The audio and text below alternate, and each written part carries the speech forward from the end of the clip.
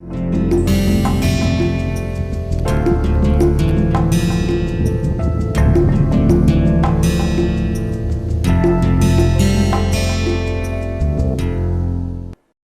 back to the course on functional genomics. So, in the previous lectures we have seen how one could engineer the genome and look into the function of a variety of genes in terms of a given process. We have looked at the example of cell division mitosis, we have looked at the examples of virus infection process, and then some of the developmental disorders people have modeled using or identified the genes using zebrafish and so on. So, what we are going to do in this lecture and the few lectures that are following this one is to understand what are the tools, contemporary genomics tools people use to understand the expression of the genes. Basically, we are going to look into the genome wide expression studies, right. We look into the history and the tools, how they are developed to understand what are the genes that are expressed. For example, you are looking at two different sources, tissue 1, tissue 2, or it could be a normal condition and disease condition. And what is the difference in terms of expression? When you talk about expression, it is not whether or not a given gene is expressed.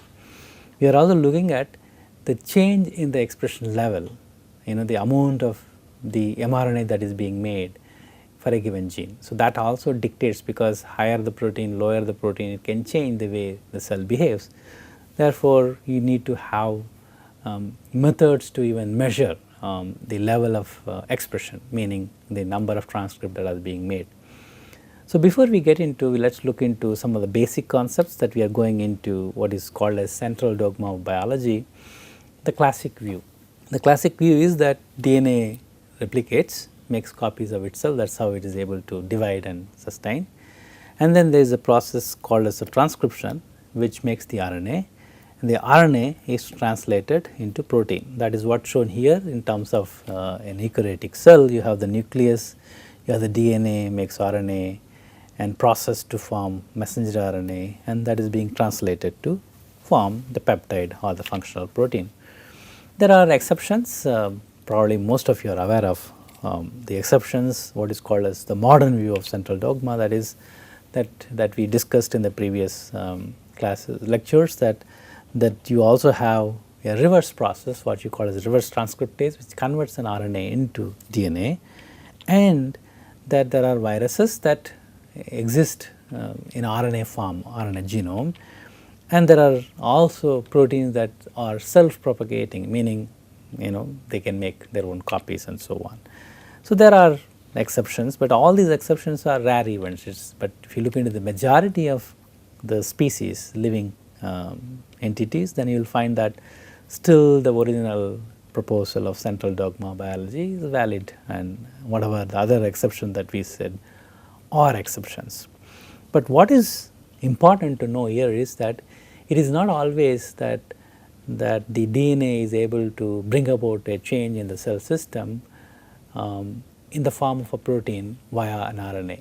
In fact, now you know that the majority of our transcripts that are made in our cells, or including humans, function as an RNA. These are called as regulatory RNAs or non-coding RNAs. In fact, this fraction is much larger than the RNA that codes for the protein.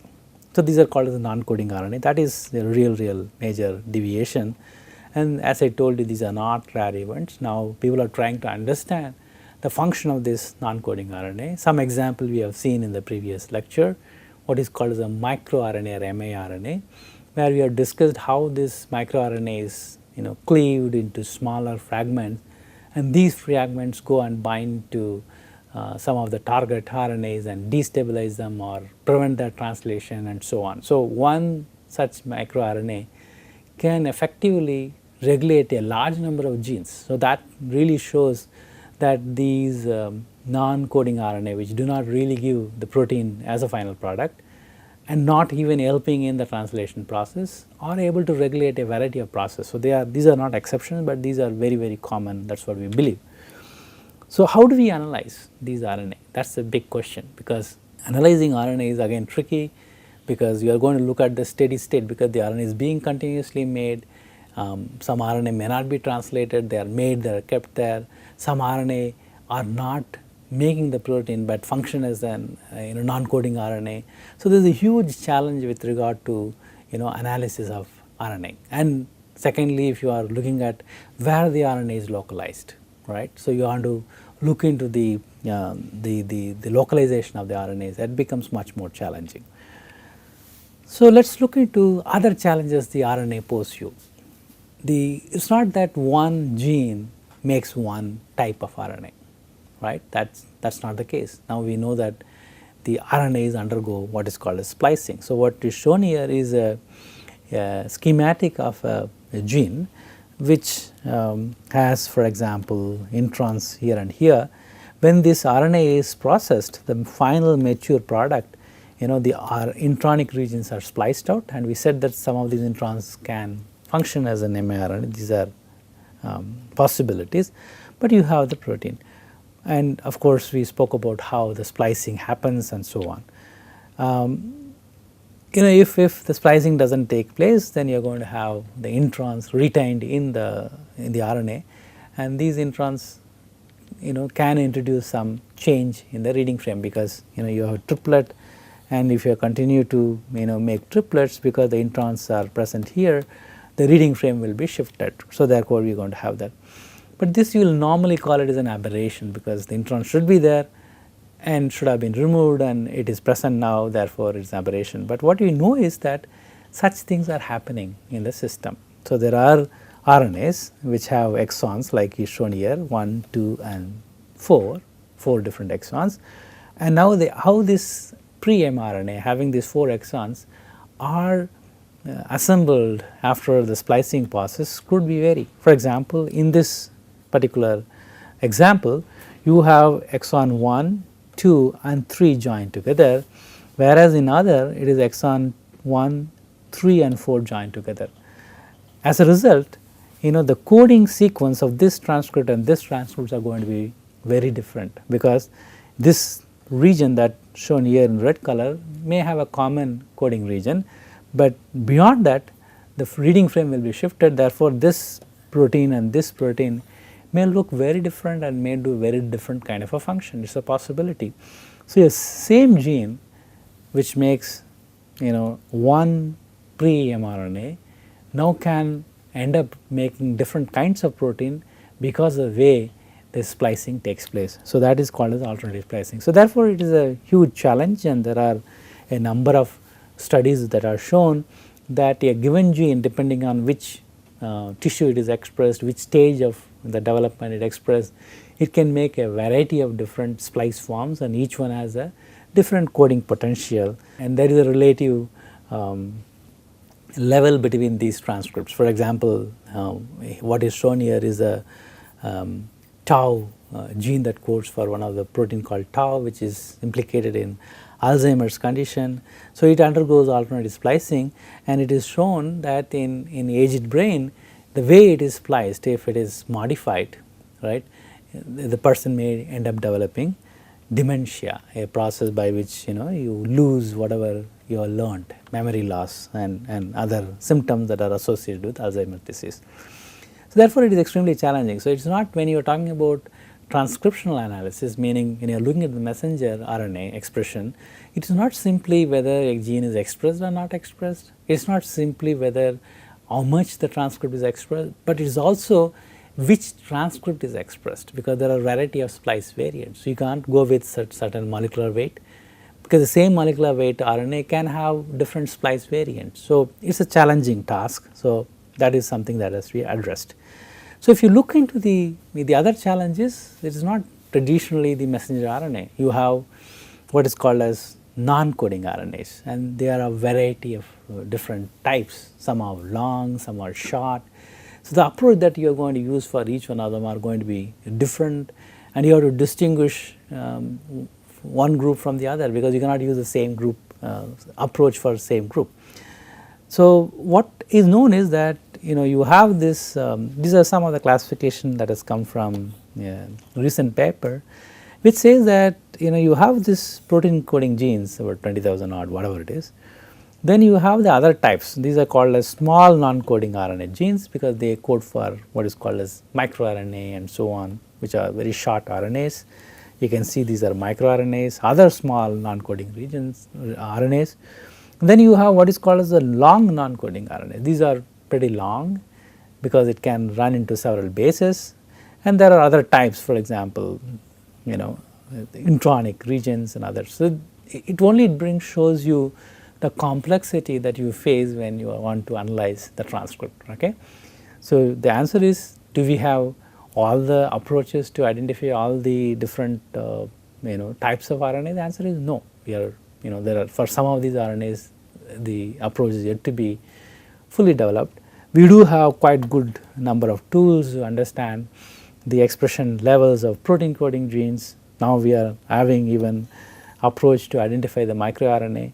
But as you discover more and more RNA, because even that is a challenging tool now. So what are the RNAs that are really the non-coding RNAs but having a regulatory function? So that you need to dissect first. So it is an evolving field, as is the case in case of functional genomics.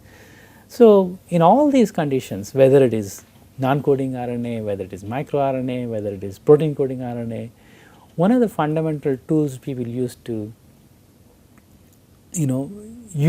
measure and quantify the RNA is the age-old concept, that is, your RNA can form a duplex if you have a complementary sequence. It could be RNA, it could be a single-stranded DNA, but it does form a duplex. So if you have a complementary sequence, and if you are ways to measure whether RNA bound to that, then you are able to measure the RNA. So this is the most easiest way of looking at it. And of course, you can always that if you have a double helix and you have the helix are held together via the hydrogen bonds that are found between the bases. So when you destabilize them, for example, you can denature by, for example, exposing to the heat or salt concentration, then you are able to break the hydrogen bonds, and then you can again allow them to form the duplex. So if the duplex, one strand, of course, your RNA, the other strand is something that you are making for a given gene, and that strand has some probe, meaning ways to identify that. For example, you can add a fluorescent tag, or you can put an isotope that is shown by the star here. Then you are able to visualize that. Okay, so this is the concept people have used since long to identify and understand, quantify RNA.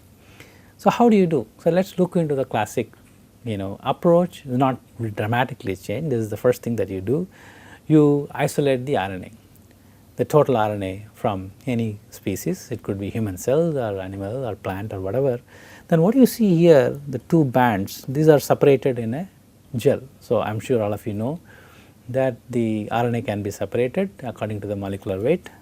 If the gel is run this way, the one on the top are larger species, longer RNA, the one that is below is a shorter species, shorter RNA.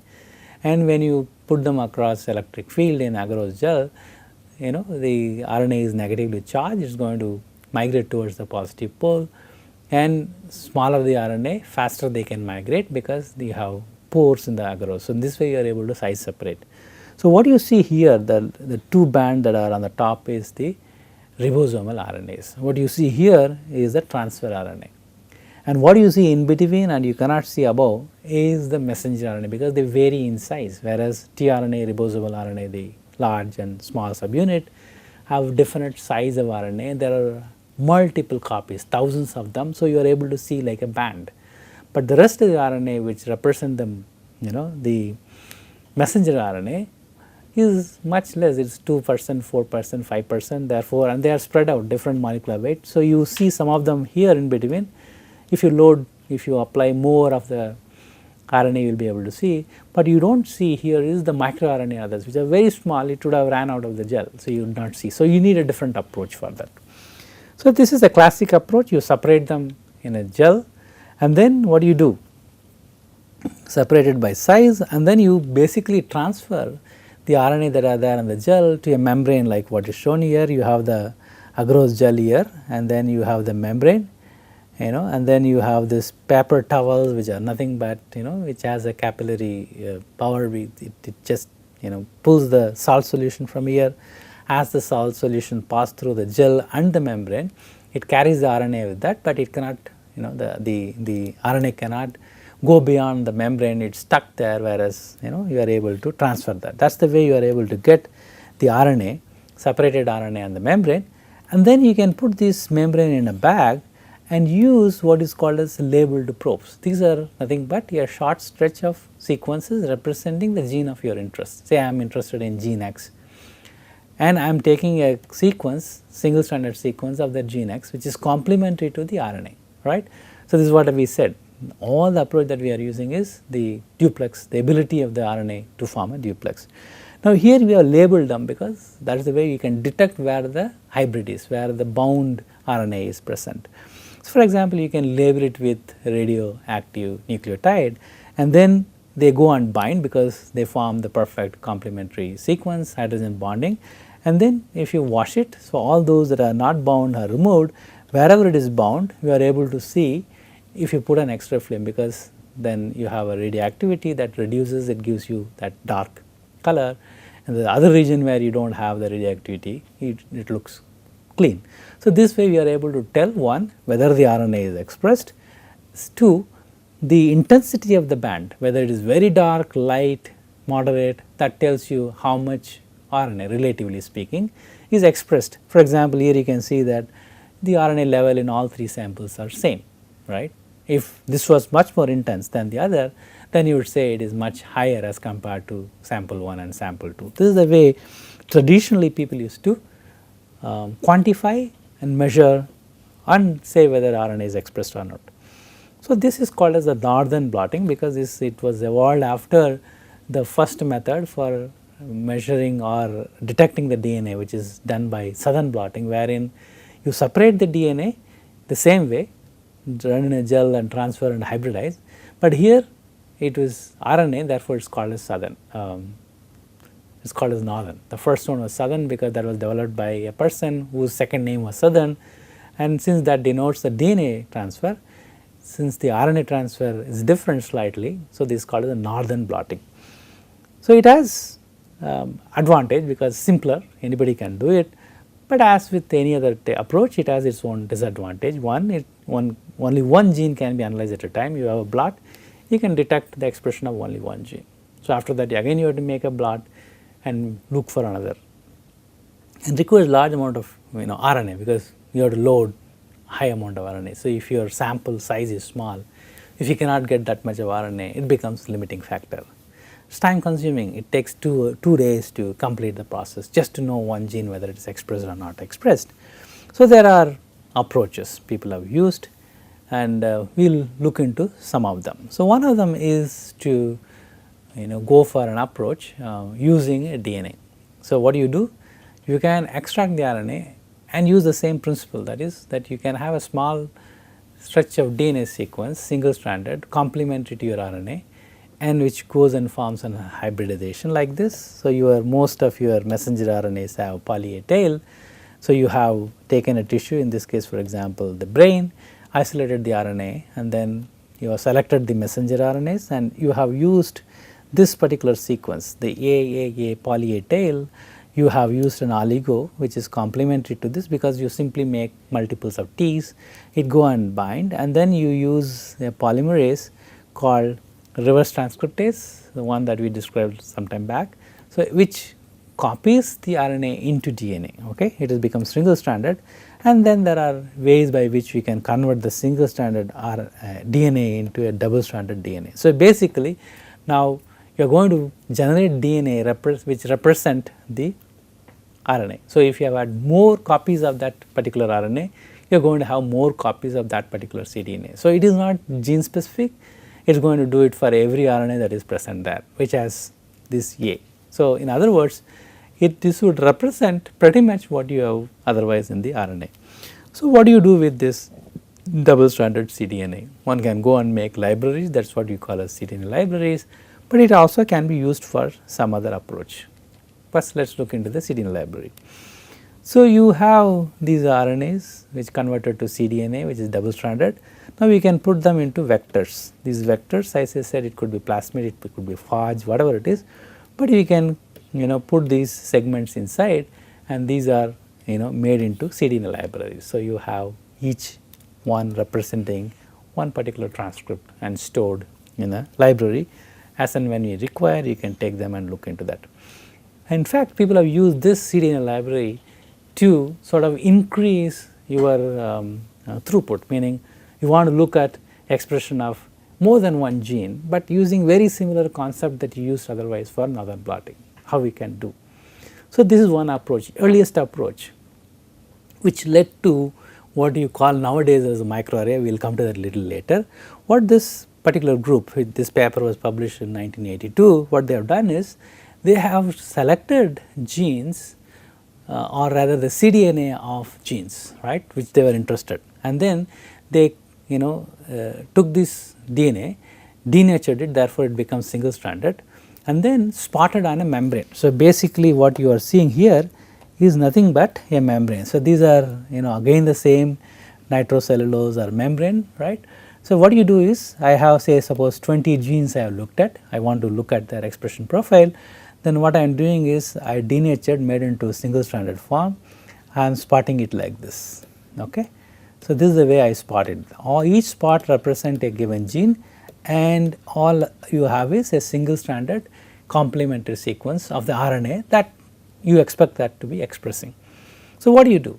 Now, you have the cells that has got the transcription going on. One way people earlier done is that in the transcription process you have added a labeled nucleotide. So, when the RNA is being made, it has an isotope added to that, right. Or there are other ways we can convert that into a RNA into cDNA. In that process you can incorporate, for example, labeled nucleotide. So, this is the way to label the RNA or the cDNA that you make out of the RNA. Then you hybridize that to the membrane. Say suppose this is a tumor which is growing, this is a normal tissue, for example colon cancer I am looking at, the normal, for example, right.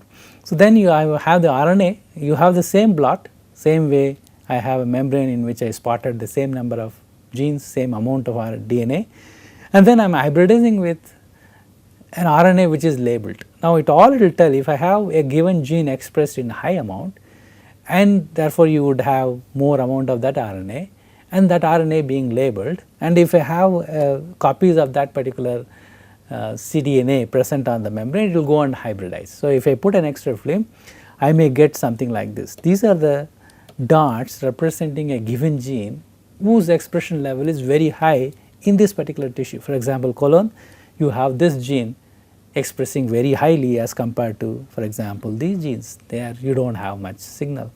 Whereas here you have certain genes that are expressed very highly in tumor, and some of them are expressed here as well, but some of them which are expressed in colon are not expressed here. So, this is the way you are able to tell in more than one, rather than you are looking at one gene, here you can go up to 20 genes, 30 genes, we are able to spot them and tell the relative difference between the expression levels of the genes. So, this is the very first approach people have used, and then they went on to make much more densely spotted DNA onto a membrane using machines. Now, they have gone into machine because you can use machines to spot tiny amount of the DNA on the membrane, and this become commercial. There were in fact companies that were selling in 80s and early 90s, they used to sell this kind of membrane spotted with 20,000 genes or 10,000 genes or whatever it is. Now, that people have used to understand the expression analysis. So, that is what you see here. This is nothing but a membrane, and each spot represent a given gene, little bit of that complementary sequence, and then you have to of course isolate the RNA, label that, and hybridize to the DNA spotted on the membrane, and you can see that there are some spots that are coming up that show that these are the genes that are expressing in a given tissue, and the level and so on. So, in this you can put it over a grid and you know what gene it is, right. So, this is the way they came, and in fact these there are about, they could go up to 4,000 human cDNA they are able to spot. It's a it was a huge shift from the way people are using northern blot. Now people are looking at one gene at a time. Now, from hundreds you have gone up to 4,000 genes. That was a huge shift by looking at this kind of approach. So, this basically led to the next generation of approach which we now call as a microarray, right. Let us see what they are. the challenge now is that you have the cDNA clones, right, and the cDNA clones would have different size. Some cDNA would be shorter, some cDNA would be longer. So, when you want to really make an array like this, ideally you would like to have two things. One, you would like to have a range of the DNA, the size of the DNA, maybe 100 bases, 150 bases, not beyond, and so on. Two, you want to keep the base composition to certain within certain limits. The reason being, anything you hybridize, you have to get rid of the hybrids that are not completely hybrids, meaning there are some sequence matching, some sequence are not matching. That shows that these are not the perfect duplex, not representing the gene that you are looking at it. So, how would you get rid of that? You have to wash, meaning you have to expose them to certain temperature which would destabilize any duplex that is not perfect. Okay? So, that you can do, this temperature you can regulate only if you have allowed a duplex of base composition all can retain its complementarity in a particular window of temperature. It all depends on how many G's are there, how many A's are there, right, because it gives you that strength. So, to all these things you should have some control over which region of the gene you are spotting, to what is the length you are spotting. So, these two cannot be done with cDNA clones, because these are randomly made, some are larger, some are smaller. So, it was very difficult to really control them. So, that is where they came up, that is the time the PCR had really come, something that most of you I am sure are aware of.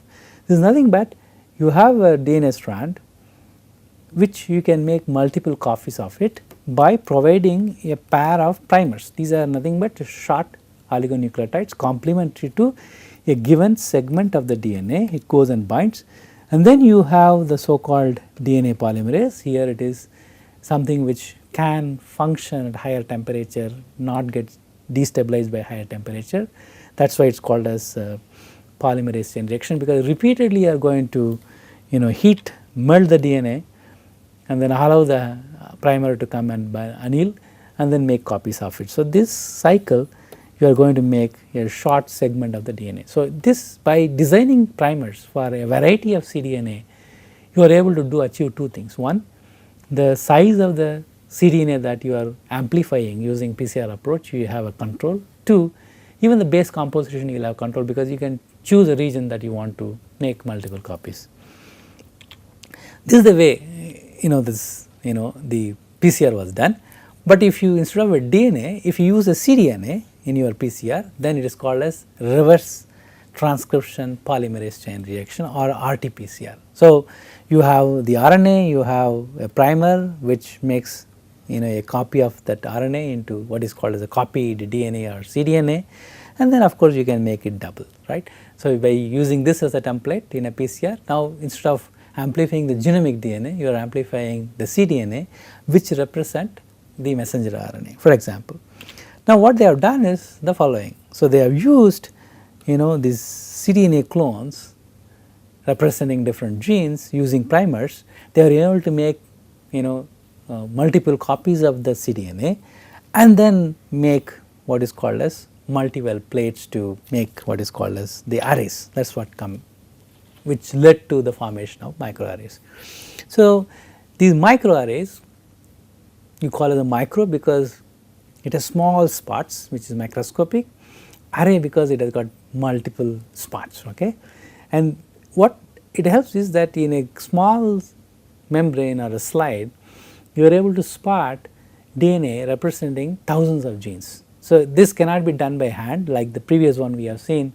People have tried to sort of do it by hand or to some extent automation, but this was much more challenging. So, they use the machines like what is shown here, automated robotic machines have come which are able to spot. And people have also used what is called as bubble jet. You must have seen bubble jet printers. These are nothing but printers that have a spray kind of a technique. It just sprays that color in a given region, therefore you can get the image just like what you have. So, they have used even that kind of a approach, and people have used even machines that used for the electronic circuits. You must have seen, if you open a computer, you will find the circuits inside. These are nothing but, these are printed on a chip. Therefore, it is also called as gene chip, because what is being printed is a DNA over a chip using a very similar approach. Therefore, it is called as gene chip. So, that is how, these are some of the machines to show that how the DNA was spotted on a glass slide. And then you came up with what is called the high density arrays, on a microscopic slides. You are able to now spot thousands of them, and that really led to what is called as a chip having thousands of genes, and now you are looking at expression of 10,000 genes, 20,000 genes representing the entire genome. So, these are some of those setups people have used to spot the array. Now, you see that it is going more like an industry. As I told you, genomics is something like more like an industry, because less of a human interference. Most of them are taken care by the machines. And then just showing you some of the first or second generation chips that have come. This is from a company called Affymetrix, and what is shown here is a matchsticks, just to show you the comparison, that you have the chip, each one having tons and thousands of genes spotted over here, this region they are spotted. Okay. So, they represent, if for example, if you take 2 chip, that pretty much covers the entire gene that are present, or at least protein coding genes that are present in the human or mouse, depending on the species you can take it. So, what is done? So, again these are nothing but the same concept, that you have a DNA single stranded onto which something comes and binds, which forms a duplex, and you are exploiting the base pairing, the hydrogen bonds between the complementary sequence. So, how these DNAs are spotted? Basically, you have fixed the one end of the DNA, therefore, the other, the DNA is open for forming the complementary sequence. So, these are fixed. So, each spot, now you have multiple copies of the DNA representing a gene. So, you will have thousands of spots, each one representing the DNA, right. So, you have now the complementary sequence, which possibly represent your RNA or DNA, we will discuss a little later, which are again labeled, meaning you have incorporated some label by which you are able to now measure whether there is any duplex, right. So, now such labeled complementary sequence will come and bind if there are perfect homology, right. So, because you are going to pass them through certain temperature, therefore, only the perfectly paired complex will stay there, others will be washed out, and now you are getting any signal from this spot, that means the RNA is bound there. How much is the signal? That will tell you how many copies are present. So, this is the way you are able to measure whether a given gene is expressed and what is the expression level.